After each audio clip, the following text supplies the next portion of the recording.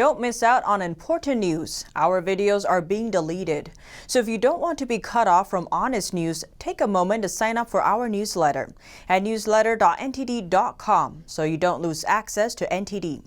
Go to newsletter.ntd.com to sign up for our evening newsletter.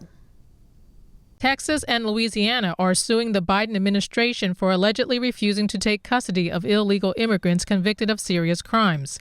The states want to block 2 DHS memos issued early in Biden's term. The memos narrowed immigration enforcement to only 3 categories. The states argue those 3 categories don't include illegal immigrants with final orders of removal, drug offenses, or crimes of moral depravity. The lawsuit argues, as a consequence, dangerous criminal aliens are being released into local communities. The states want the court to declare parts of the memos unlawful and force federal authorities to take custody of criminal aliens. NTD reached out to the White House and ICE for comment, but didn't immediately hear back. A reporter asks President Joe Biden if he's spoken with the Chinese regime's leader about the origin of the CCP virus. Biden says they haven't talked about it. The reporter's question freezes Biden as he's leaving a press briefing. Mr. President, you mentioned 554,064 American dead from COVID-19. A lot of families want to know how this happened, how it got here. He notes that Biden has a long relationship with Chinese leader Xi Jinping. The reporter asks Biden if he spoke with Xi about reports that China misled the world at the start of the pandemic. No, I have not had that conversation with Xi. Biden says he hasn't. Many people note that China lied and misled the world about the virus. Biden drew scrutiny for not bringing it up. Former President Trump maintains that China was instrumental in spreading the virus around the world. He says they could have prevented it and told the UN that the world must hold China accountable. Secretary of State Antony Blinken was elusive when asked about holding China accountable. He says they're focused on preventing another pandemic. The World Health Organization released a controversial report about how the virus started. Critics say it's tainted by China's influence. Representative James Comer calls the WHO's report a product of China's propaganda machine. The U.S. is one of 14 nations questioning the report. They're calling for a transparent and independent investigation. Professors at Cornell University rejected the school's proposal for a Beijing-funded program. We look at some of the reasons behind this. The Cornell Faculty Senate rejected a resolution endorsing a partnership proposal with Peking University. Student leaders at Cornell also unanimously voted to demand that the partnership stop. Both groups voiced concern for human rights abuses in China, especially genocide in Xinjiang, as well as the risks to academic freedom.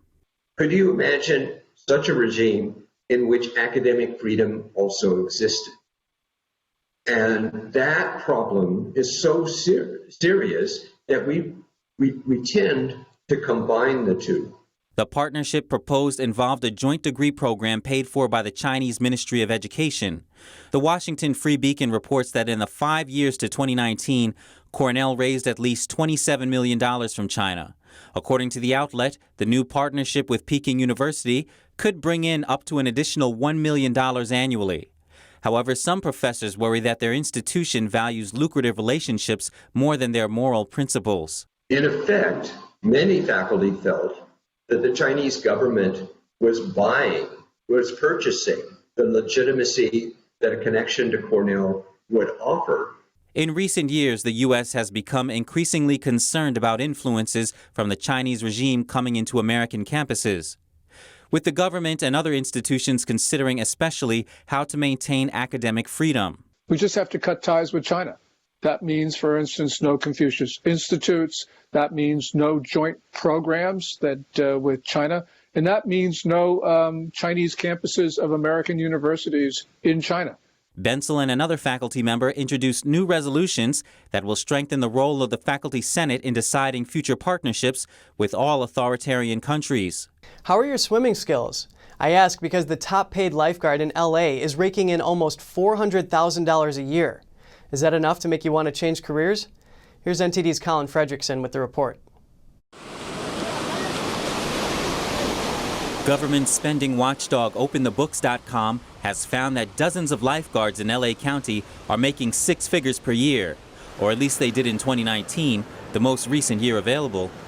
These LA County lifeguards are making a lot of money. To put their pay in perspective, the LA County lifeguards' $392,000 pay rivals the salary of the President of the United States, who makes $400,000. 7 lifeguards made more than $300,000, while 82 lifeguards each made over $200,000.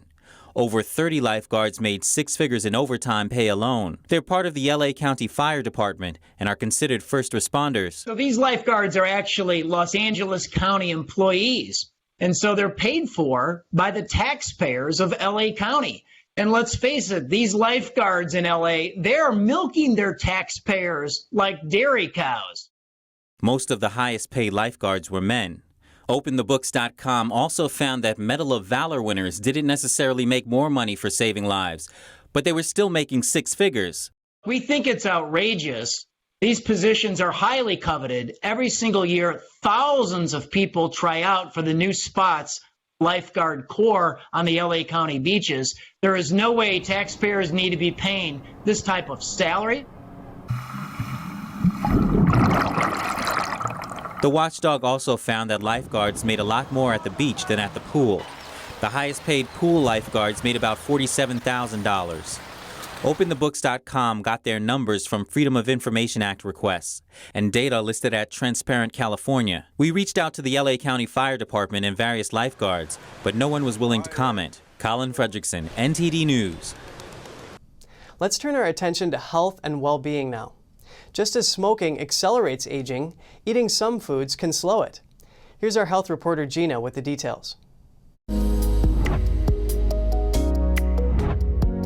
Welcome to Strong Mind and Body. I'm Gina Marie. In some ways, anti-aging is a hopeless pursuit. We all inevitably age. Well, if we're lucky, we'll eventually kick the bucket too. That's just how life works. We can't be young and vibrant without the inevitable keeping it all in balance. However, that doesn't mean that we have to grow old in an unhealthy way. In fact, the way we treat our bodies throughout our entire lives can greatly impact the aging process. Diet, of course, plays a monumental role in that regard, but can eating anti-aging foods really help? When it comes to anti-aging, there's no question that there are habits that will drastically speed up the aging process. These include smoking, drinking too much alcohol, and eating foods that are high in sodium, sugar, and trans fats. But eating foods that are high enough in phytonutrients like flavonoids and carotenoids, those are antioxidants found in a number of fruits and vegetables. They can help you with anti-aging and keep you feeling energetic and healthy. A good rule of thumb to remember is to make sure that you're getting plenty of fresh fruits and or vegetables at every meal. The more you add these foods into your diet, the less room you'll have for the stuff that's not so healthy. So what makes these foods such anti-aging treats? Credit the high levels of antioxidants, vitamins like A, C, E, and K, resveratrol, and healthy fats. Here are some fruits, vegetables, and other foods that will help your body resist the effects of aging. Blueberries, cranberries, apples, avocados, melons, winter squash, citrus fruits, tomatoes, olives, pomegranates, and dark chocolate. Vegetables include carrots, sweet potatoes, kale, spinach, cabbage, lettuces, Brussels sprouts, broccoli, and beets. And let's look at a couple of miscellaneous items: raw nuts, beans, green tea, wheatgrass juice, whole grains, and seeds. So that was a few ideas, but a couple more tips on anti-aging. Carrying excess fat around your waist is an issue. Your body is likely inflamed and your risk for heart disease and diabetes is higher. To reduce this, try to include more activity throughout the day, walking for about an hour at least 3 times per week. Another issue is feeling the need to sit down most hours of the day.